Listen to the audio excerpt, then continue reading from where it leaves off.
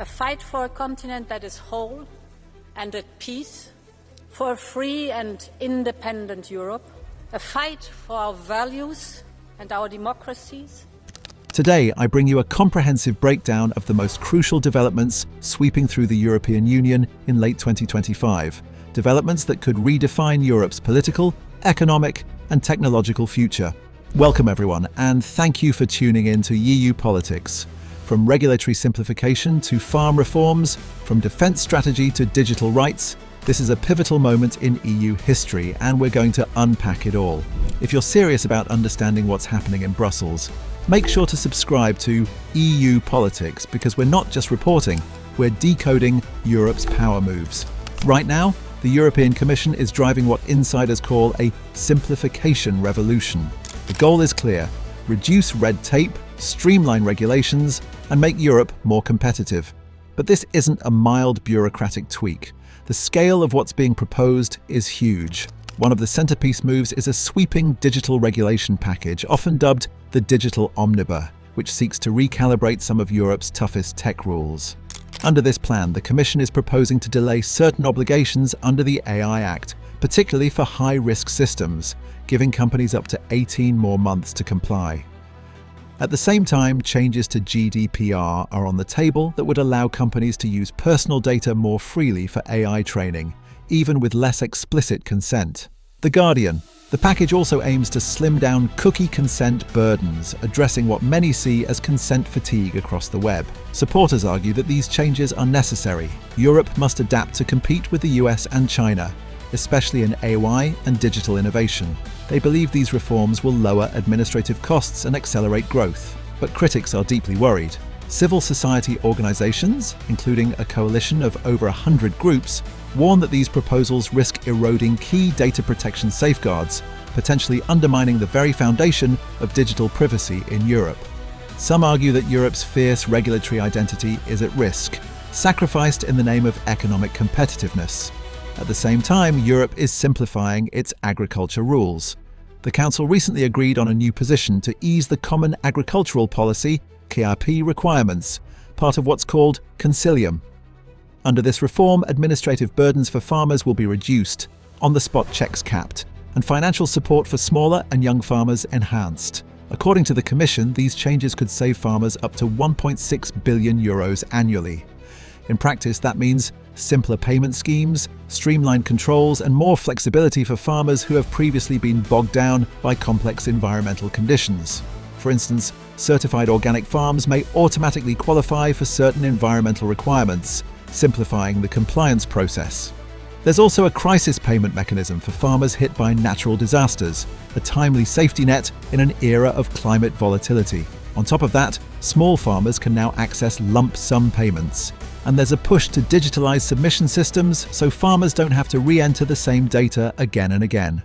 European Commission, these reforms have been negotiated intensely, and the European Parliament and Council have struck a provisional deal. Europarl advocates say this is a major victory for farmers who felt suffocated by bureaucracy. Critics, especially environmental groups, warn that loosening green conditionalities might backfire by weakening environmental protections. The tension here reflects a much broader debate. How does Europe balance competitiveness and sustainability in a rapidly shifting global economy? But the simplification push goes beyond farming. The EU Council has also approved a stop-the-clock mechanism to delay certain due diligence rules under its industrial and sustainability legislation. This mechanism is part of the Omnibus 4 package, and key among its targets are battery producers. Concilium.europa.eu producers must currently comply with strict due diligence obligations, including auditing, third-party verification, and public reporting, to reduce environmental harm. But now the application of these obligations is postponed until August 18, 2027, giving companies more breathing room. This delay is more than just a grace period. The Council also mandates that the European Commission publish guidelines 1 year before these obligations kick in, to make sure companies have clarity and can prepare properly. Moreover, to ease administrative burden, companies will now report on their due diligence compliance every 3 years, instead of annually. According to EU officials, this isn't deregulation. It's a way to provide legal certainty and ensure a smoother transition. But for environmental advocates, delaying these safeguards raises red flags. What happens if harm continues unchecked while the clock is paused? In another dimension of this simplification agenda, the Council has also agreed to streamline regulations affecting small mid-cap companies. These are firms that are bigger than SMEs, but not huge corporates, often stuck with disproportionate compliance burdens as they scale. Under the new framework, nearly 38,000 such companies across the EU will benefit from lighter rules, potentially saving €400 million annually in administrative costs. This move is being lauded in business circles as a boost to competitiveness and growth.